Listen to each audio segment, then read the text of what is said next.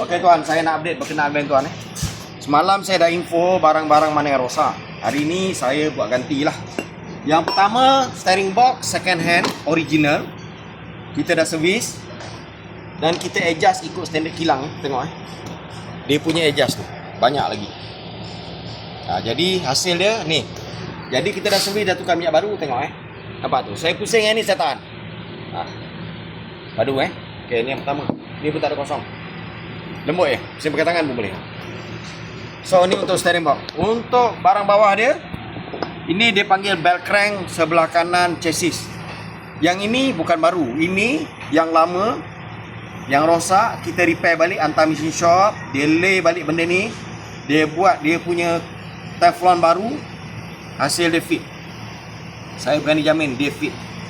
Okey, berkenaan tyro end tyro end semua full set kita pakai Japan.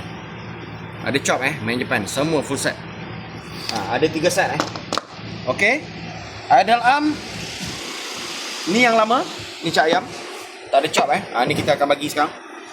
Second hand juga, tapi kita akan servis, tukar boost, bubur grease, pasang balik. Masuk Jepun original ni. Okey, satu. Yang kedua ni last.